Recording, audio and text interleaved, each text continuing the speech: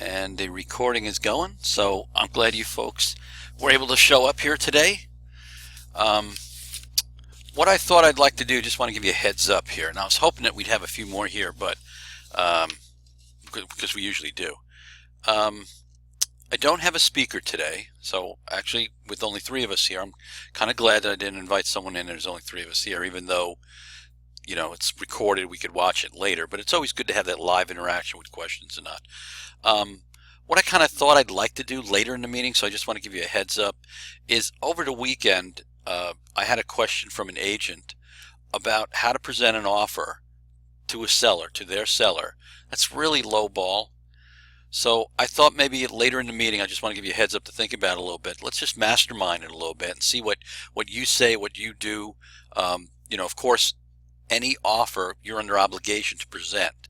So even if it's a written offer for $1, you have to present it to your seller. But how do you approach that seller with that type of offer? Not necessarily $1, of course, but what do you say? Do you prep the seller? How do you say it? Do you have a preferred way of reaching out to the seller? So I just thought we'd bounce that around idea. And again, keep in mind, I'm going to keep stressing this, the meeting's recorded, so it'll probably end up being viewed by, even though there's only 4 of us in here today at the time being, some may pop in. It'll be viewed by most of the agents in the state. It looks like almost everybody is looking at it. No speaker, so I don't think it's going to be a very long meeting today either. So let's get started with some of the news here. I've been trying to keep up on all the associations, and I think the fact that I have to belong to all 3 associations, I want to take advantage of that. Hey, John. Hey, John.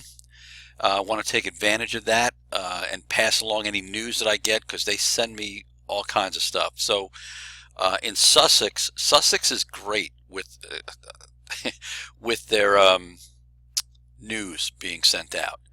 And I'm sorry, I chuckled at that. Sussex is great. The of the 3 associations, the ones that I usually have the most issues and redos and forms and paperwork with is Sussex. And they, we all know Sussex, they just kind of do things their own way down there. So good for them. But as far as the news, they do a great job with it. If you belong to Sussex, they have a weekly newsletter. I think it's called the Sussex Card, but it comes out once a week, and they let you know everything is going on. They have usually a short video blurb from the president of the association, which is a nice idea. They usually provide some tech tips and things like that. So if you do belong to Sussex, because again, in Delaware, you don't have to belong to the association you live in. You could live in Newcastle and have Sussex as your primary board. You could have a secondary board. So you can live in Kent and have Sussex as a secondary board, or vice versa. So if you belong to the Sussex MLS, keep in mind that fees are due now. They just came out, so you should see in your email. If you don't see it, check your spam, check if you're using Gmail like I am. There's all these tabs with promotion, and there's a spam folder, but just check in there, because your MLS fees are due, and I think they're due by the end of July, if I remember right, July 31st. Also, if you belong to Sussex and you've got lock boxes, your Century Lock annual fee is due. I believe that's July 31st as well too. If anybody ever wants that Sussex newsletter, you know what? Let me know when it comes in. I'll just put it on a distribution list and forward it to you folks. It's a nice little thing. And like I said, if I belong, why not all of us sharing in a perk? Kent County. Kent County has a new member orientation on the 13th. There's an ethics class in the morning.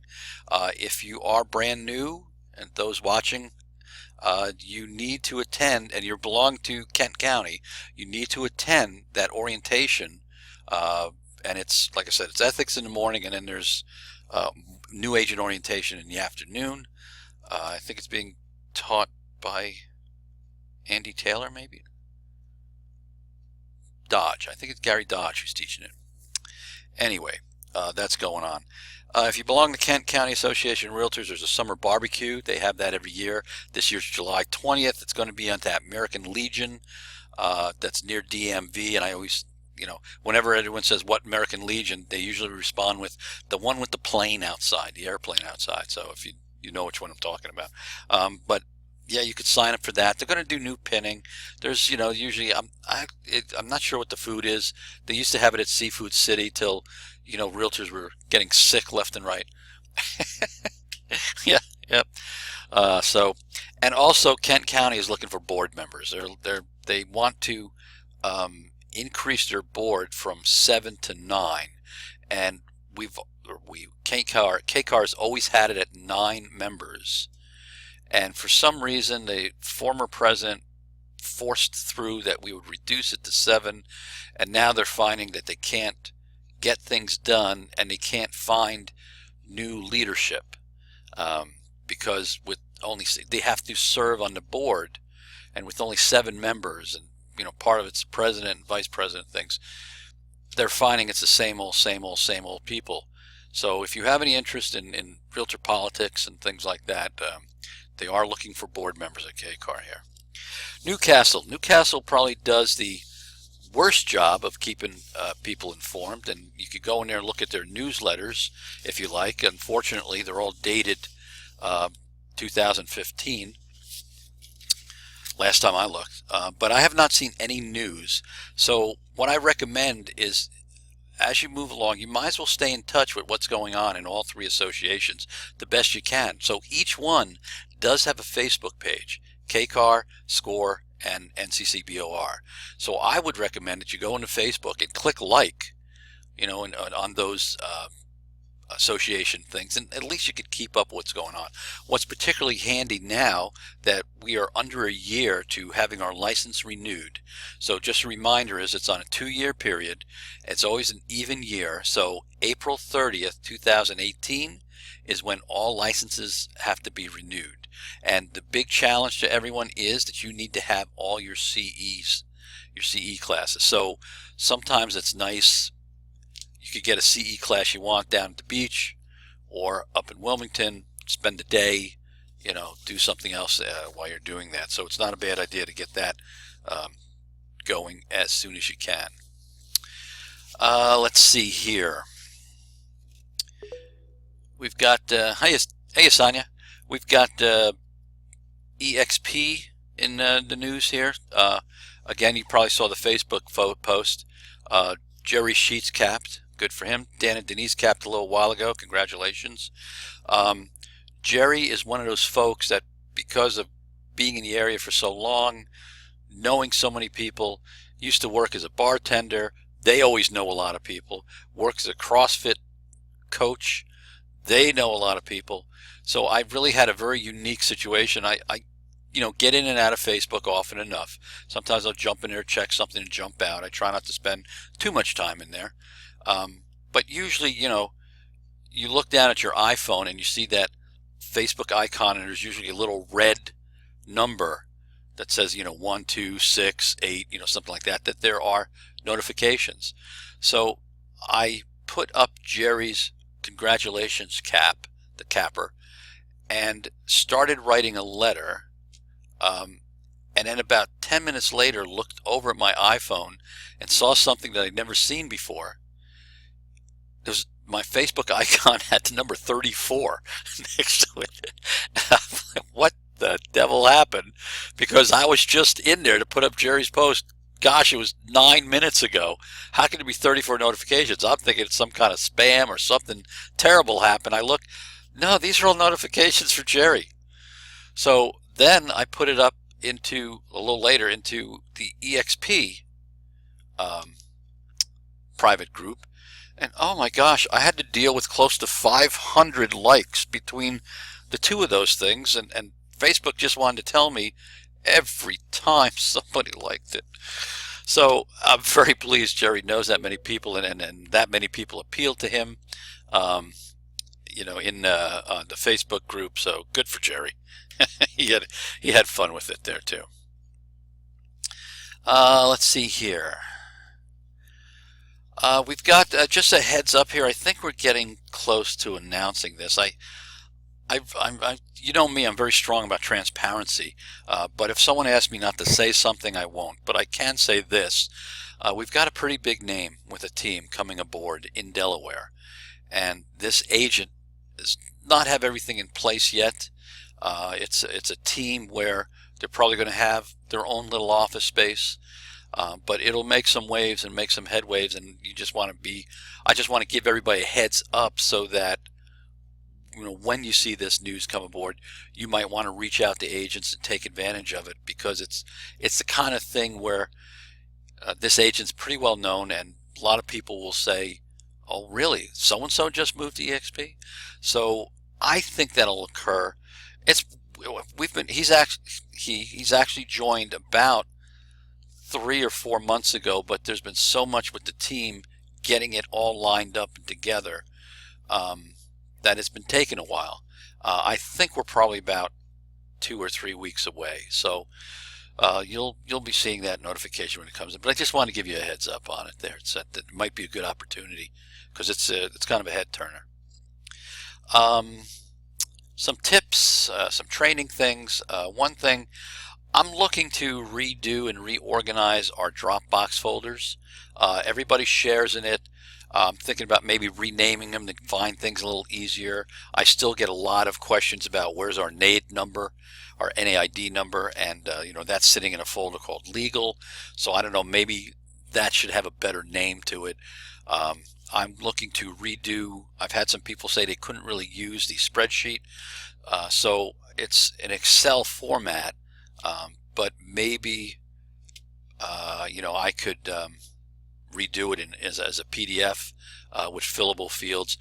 Those things are just very handy. I've been using that spreadsheet for about 8 years now, and it just keeps me straight. I never have to try to remember what module I need to take yet. I can look at that spreadsheet and see, okay, I've taken 3, I've taken 5, I've taken 7. I still need 1. I thought I took 1. Nope, I didn't take 1. And then also those folders there are to keep your certificates in. So the office needs to have two reasons. Your office needs to have a copy of it, but also you need to have a copy of it. And like I said, Delaware audits very frequently with the education. I think it's about 1 out of 5. So it's not uncommon to be audited for CE credits. I think this last go around, there was at least 6 EXP agents in the state that got audited.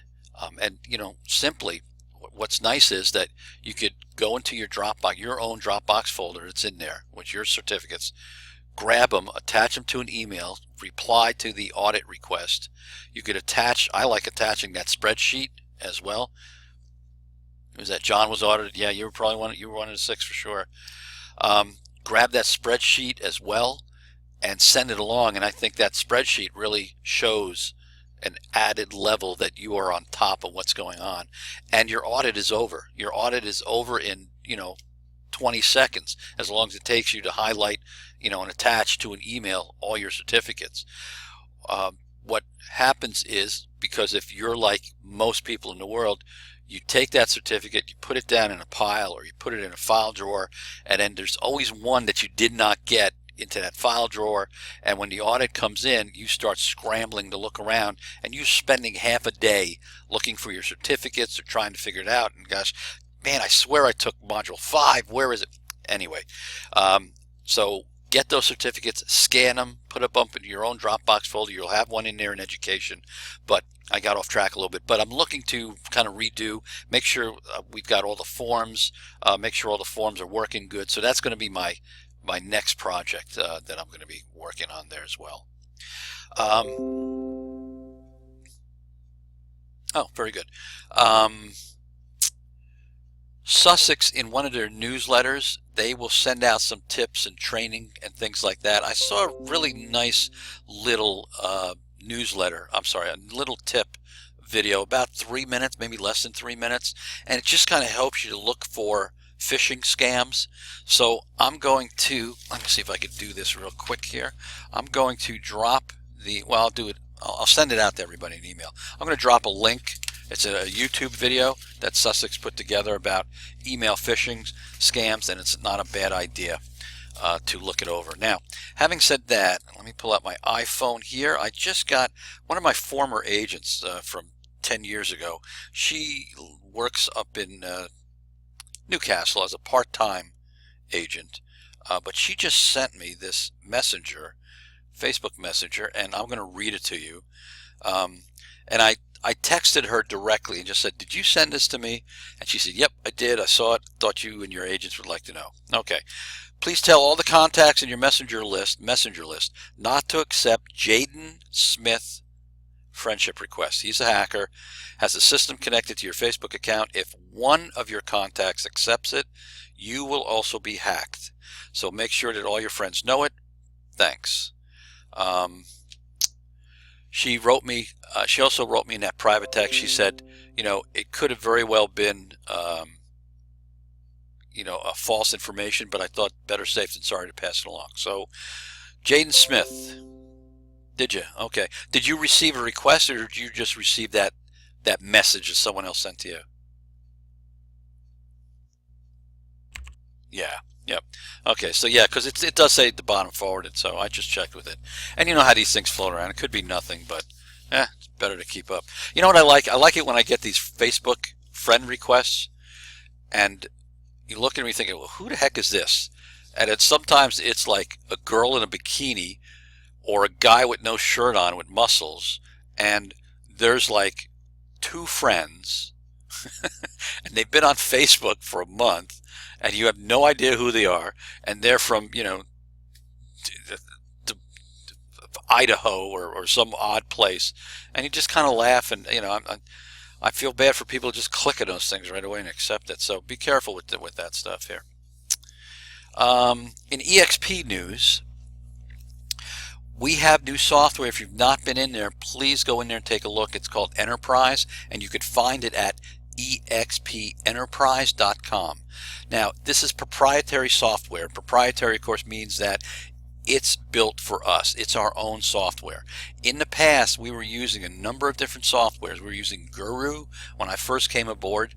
That was better than my former brokerage, which was called Green Sheets, but it was really bulky and difficult to use, and it's still there. They've been doing double entries into it, and then we did all our office paperwork into SkySlope, so we had Guru and we had SkySlope. SkySlope's a lot easier, I think, once you get used to it. But now we're going to continue to use SkySlope, but now Enterprise is going to be there for all things you. So you'll be able to see your revenue share in there. In fact, they've got that up and running, and your revenue share is working like a ticker. So it's not like suddenly you'll see a number. It continually adds. So if someone in your revenue share is contributing to your revenue share and your revenue tiers, it'll appear on there within a short notice. So if you look at it in one day and it says $200, and then you look at it 3 days later and it says $450, that's because it's just ticking along and adding as it goes along.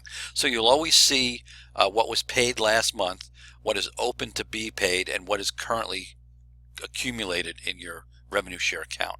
You can see your stocks in there, any stock ownership, and of course there's two kinds. There's stock that you've actually purchased, and there's stock that's awarded to you. And keep in mind that you need to vest, or the agent you belong needs to vest to actually have that stock and use it. But I will send this out in a link with everybody as well too. There is a quick PDF as to what else is in there. You're going to be able to see, or you can already, your transactions, where you are. So they spent many months trying to build this proprietary software. Because it's fairly robust and is trying to handle a lot of different things, if you see something that's wrong in there or doesn't make sense, I would encourage you to reach out to Tech Outpost and let them know, or drop an email to them and just say, I see this doesn't look right, because there could very well be some bugs that need to work out.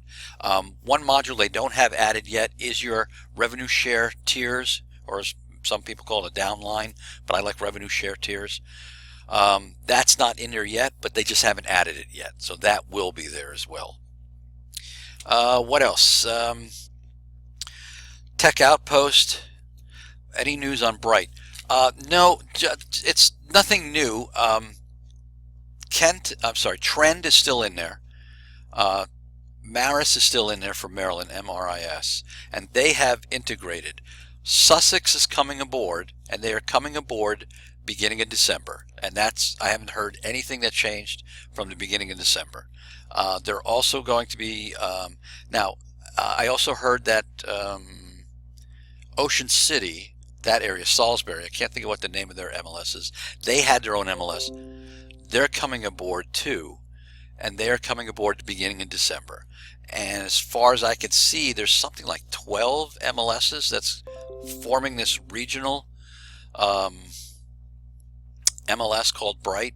So still looking at beginning in December, 5 more months, till Sussex fully integrates with it as well. So I'm still hoping, and so from what I can see, we're going to have one fee, one lockbox. Good gosh, what a concept. Um, so yep, that's where we are with that. Also, remember, keep in mind, if you have tech questions, we have that Tech Outpost is what they're calling it now. They put it up to a vote for agents on the Facebook page, and they pick the best name that they like. They like Tech Outpost. So as soon as you pop into the Welcome Center, you can walk straight ahead and you'll see Tech Outpost. They put it right there in that, what used to be that glass building in there. And keep in mind that Tech is there for whatever you need them to.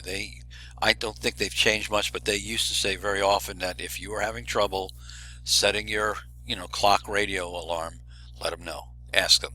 So you having trouble updating Windows, Androids, iPhone issues, it's not a bad idea to go in there and at least see if they know.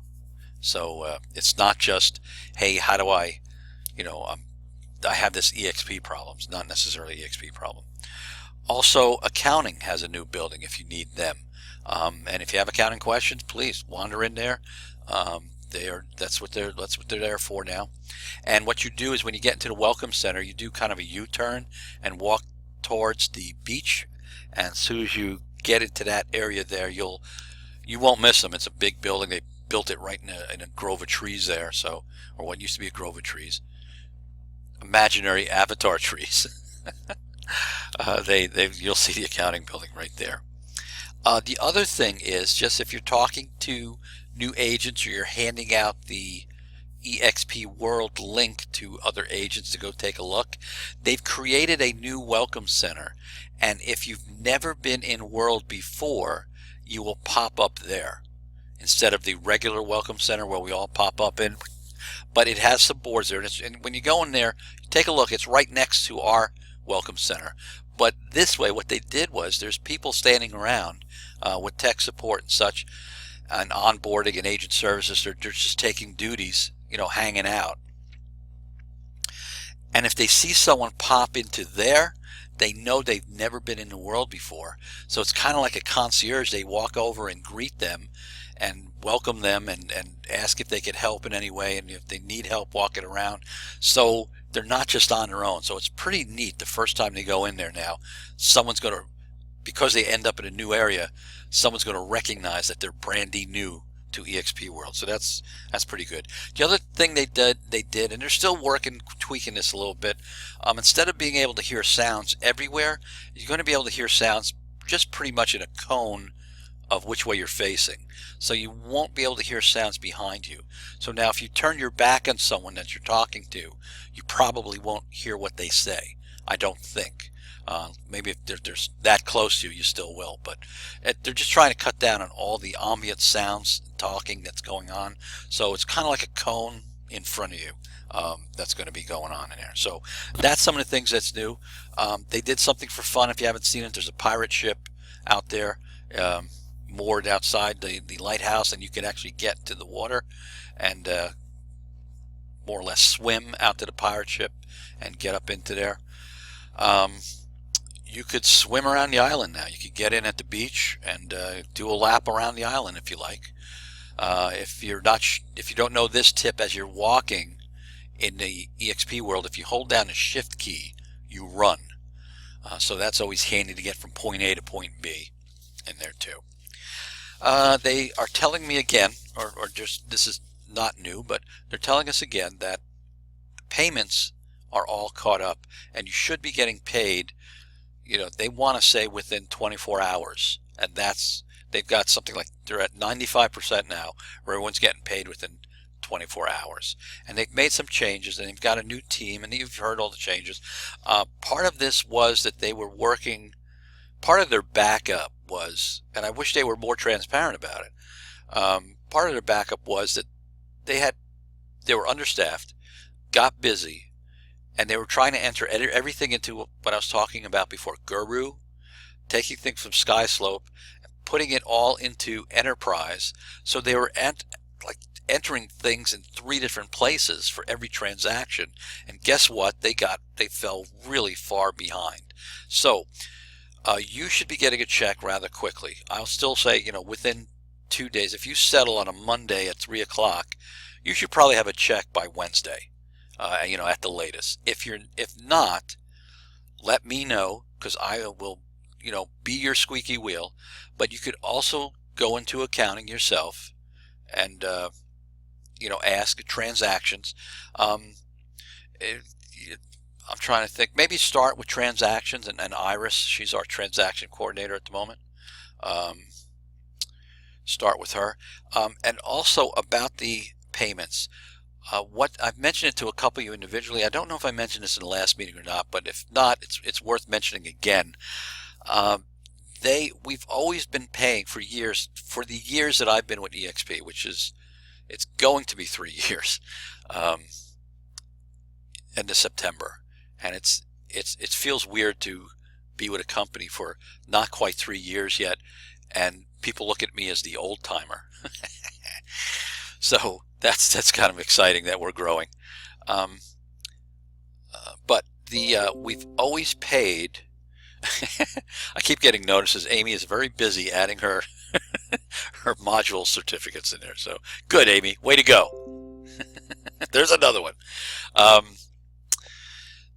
I lost my train of thought. Oh, okay. For the years that I've been with, we've always paid. EXP has always paid on the check. So, and in every other, but yeah, that's fine, Amy. Don't worry, Amy. I'm glad you're doing it.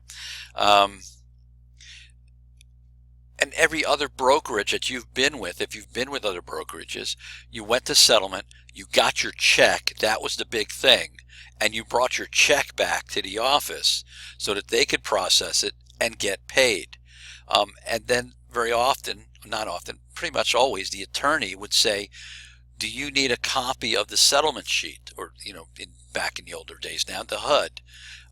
And you would say, a lot of agents go, yeah, I guess I should have a copy of that. Okay, new world. You want that settlement sheet. That's what's going to trigger the payment. They're not so much worried about the check. So don't sweat bullets about the check. They could drop it in the mail regularly. They could send it by pigeon. They could send it Pony Express, whatever they want to do. They want to overnight it, fine, but that's not what's going to trigger the payment. What's going to trigger the payment is that you put up a settlement sheet that shows that you have actually closed. The way EXP works very nicely is that they're ready to go with your payment. And they've always been that way. So because when you enter it in the SkySlope, they start having a check like ready to go, ready to be deposited. What they need now is proof that it actually settled. So they need to see like a signed settlement sheet or something that's dated correctly that says, yes, this is actually settled. So that's what's going to trigger your payment. The checks, they don't care about it. And the reason they don't is this, and you may have heard me say this before, they have told me that luckily we're at an advantage. We're in a attorney state, which means we settle using an attorney. They have flat out told me, they said the odds of us getting a check from an attorney and having it be a good check from an attorney is 100%, is about 100%. So they're not worried about getting the check. They want to make sure it actually settled. They won't accept, because dates get changed and things like that. So they're not, if you put, July 10th as your settlement date, we all know, originally in SkySlope, we all know that may or may not actually occur, that it may not occur until the 13th, or it may get pushed to the end of the month. So what they want is that proof that it actually did settle. So here's the tricky part that we all need to work on yet. I need to approve it. So your goal is make sure that they know what to do with the attorney, the paralegal knows what to do with the check. If you get the check, just drop it in the mail, regular stamp. Don't overnight it to Bellingham. But make sure you get that settlement sheet. As soon as you come home, scan it, put it up. That's what everyone's waiting for. And what's really helpful is, because I'm not monitoring, it doesn't, and this is what I'm pushing for, is to somehow send me a message when it's up there. But it's not. There is no message. So I have to physically log in and check to see if there's anything new in there. I usually try to get in the SkySlope once, sometimes twice a day, for regular work and looking around. So what I'd ask is that when you scan it and get it up into SkySlope, drop me a text or a Voxer or an email. Anything will come right to my iPhone, and I can take a look at it. And even if I'm out on the road or something like that, I can pull that settlement sheet up and take a look at it from wherever I am. So I will try to always prioritize that and make sure I pretty much drop what I'm doing to get to that settlement sheet and approve it. So here's what I'm looking at. You do have the right, and this is also New World Wonderful, that if your commission needs to be altered, you could do that. You don't have to run it past a broker or a company or anything like that, unless it's something substantial, or you're suddenly doing it for free. You should probably run it past everybody. But if it needs to be altered a little bit, that you have the right to do that. Has to all be documented, of course, in some way. You can't be giving money to people in a paper bag in the parking lot.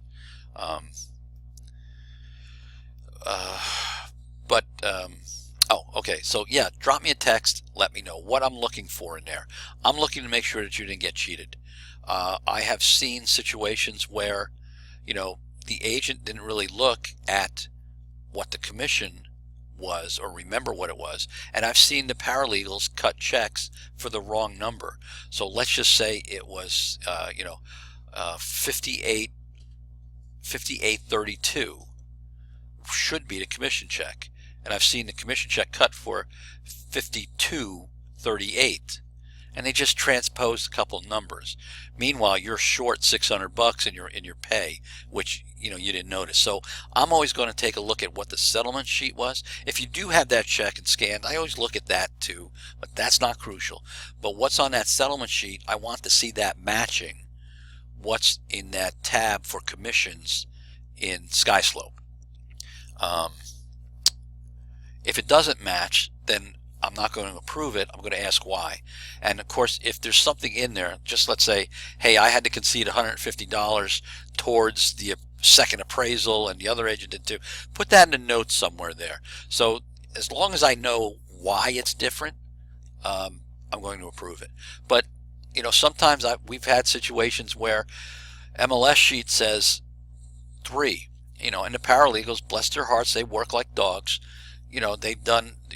They're doing 5 settlements that day, and they accidentally pay you 2.5% instead of 3, and it should be 3, and you have 3 in the commissions tab.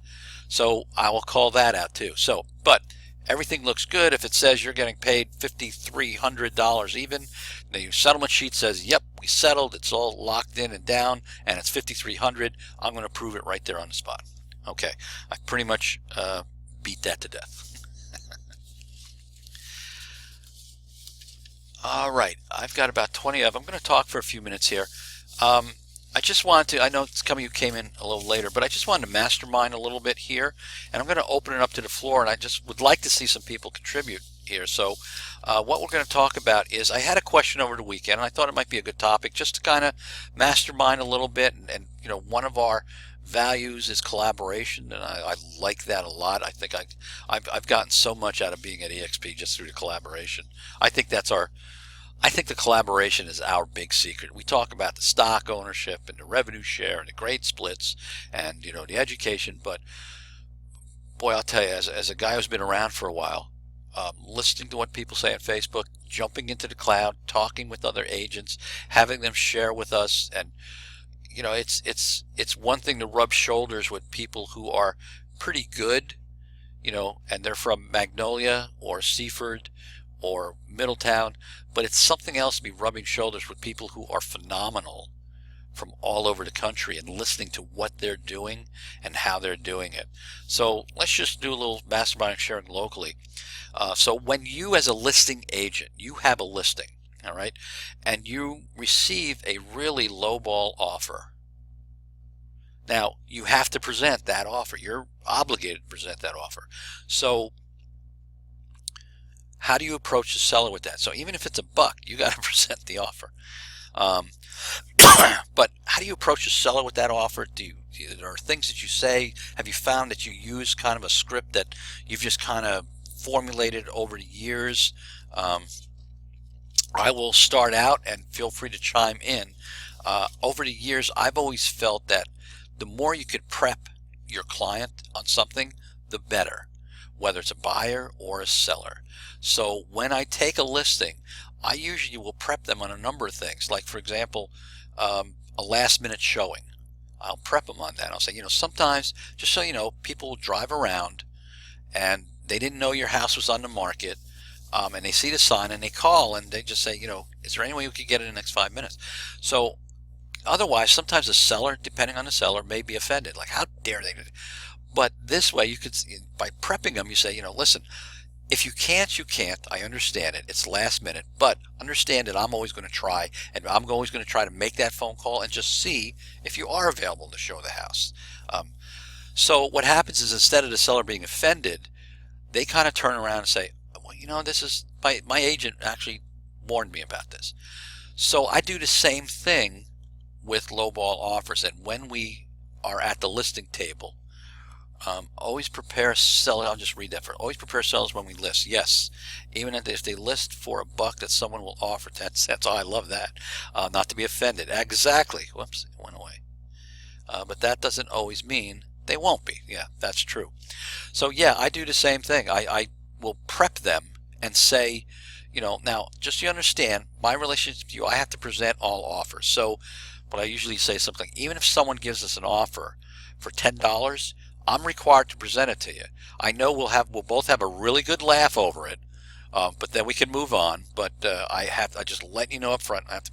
So also, if I have an agent call and say, hey, I think I've got an offer coming in, we're probably writing it up, and does the seller have any preferred settlement, whatever they're asking, I will usually just try to fish a little bit.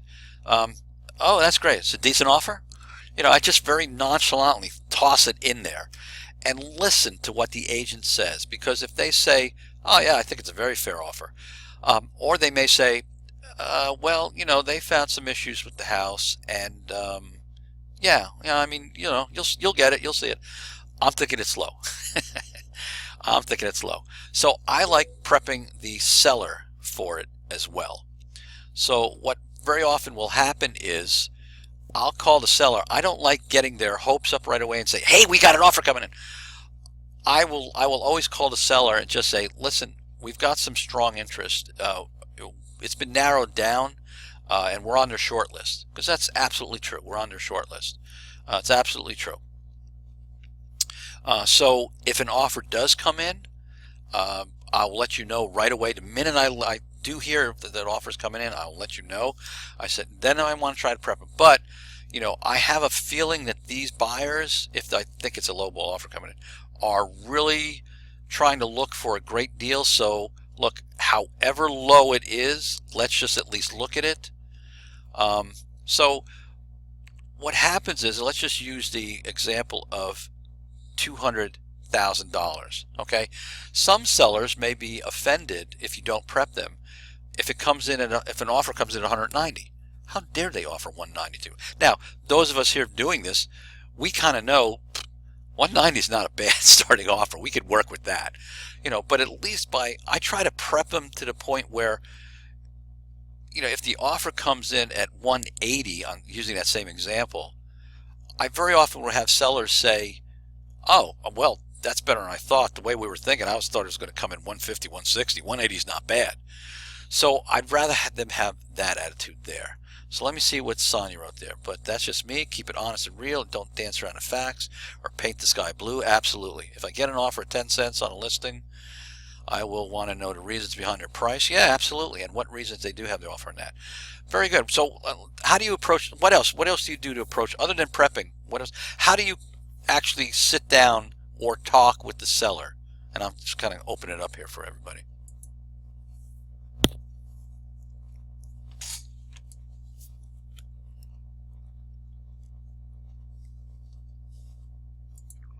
And of course, Denise can't talk. Well, I'll pass this along to you. Here's what I do here is I say, I always try to start with a similar script saying, okay, look, you understand I have to present all offers. There's good news. The good news is that these buyers looked at who knows how many hundreds of houses online, toured I don't know how many houses, and liked yours well enough to put in an offer. Now, the offer's not as high as we would like it to be, but keep in mind, they liked your house out of a couple hundred others enough to at least make an offer on it. And that's how I usually start with it there too. I will also tell them we have an offer and to consider it as a start in a conversation. That's beautiful. Yep, all we're doing is starting a conversation. I love that. I will also try to find any good points, because a lot of times you want to keep yourselves from just judging an offer on price alone, because we all know there's a number of things in there. So okay, before we get to the price, let's just put the price aside for a minute. First off, they don't want to settle for 3 months, and they're doing that because you didn't want to settle for 3 months. So that's good. 2, they don't need any settlement help. Most people need settlement. So use it, look for those positives. So even if there's nothing, if it says they don't need any settlement help, that's a positive, because we know, what would we say? About 7 out of 10 contracts that we see have settlement help, or 7 out of 10 that we're writing up, we're probably asking for settlement help. So if that's there, you put that in there. So, and you may say, look, you wanted to include your washer and dryer. They have their own. They don't need your washer and dryer. They're putting down 20%. A lot of people are going FHA and putting down 3, 4, 5%. They're putting down 20%. It's a conventional loan. Try to find as many positives as you can, and then go over the price. Now, the price you can see is not what we wanted, but there's some other benefits here, and work from there. So I try to prep them from the start. I try to prep them if I think an offer's coming in and I think it's low. I just want to kind of get their mindset not to be insulted. And then whenever a contract comes in, and I don't care how good the offer is or not, I try to pick out some good points in that contract there too. Anybody doing anything else?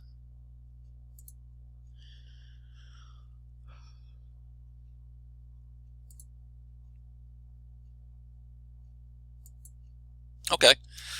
All right. Well, I hope that helped a little bit there too. If there's any topics that you ever want to talk, drop me a text, drop me an email, because we'll bring it up for this thing. Anybody got any new listings or did any open houses this weekend that were good?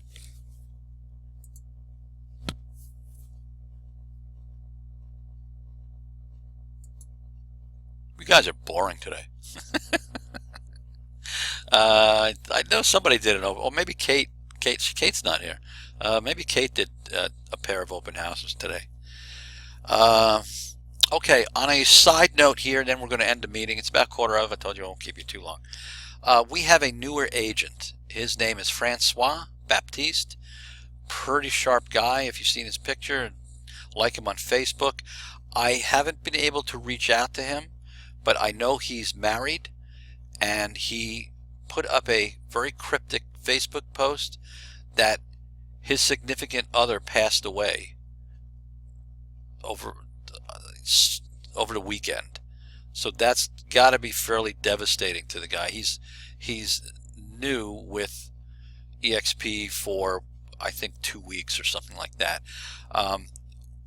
He usually, when agents come aboard, if someone's struggling in their family, I will hear about it. They'll usually tell me about it and share it with me. But I could tell you, for 2 weeks that he's been here, 2-3 weeks, he's been chipper and upbeat, and didn't seem to have any exterior concerns. So I've tried reaching out to him and I haven't gotten a hold of him yet. And obviously, I'm sure there's a lot going on.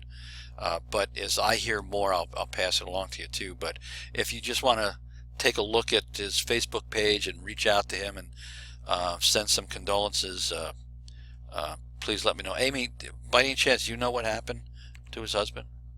Francois. His name is Francois Baptiste. Baptiste. And I could tell you right now, if you search in Facebook Francois Baptiste, there's not a lot with that. You're not gonna see too many people with that name. So he's pretty easy to find. But yeah, yes, please do. So, if anybody have anything else, if not, we're done. Probably next time we're going to meet in 2 weeks, which is 10th, 24th. You'll get those automatic reminders. At some point later today, a text message will go out with the link to this meeting here. We'll probably have a speaker next time. That's okay. I'm glad you're doing something, going somewhere. So, and you can always watch it later. All right, that's it. Unless anybody has anything else, I thank you all for coming.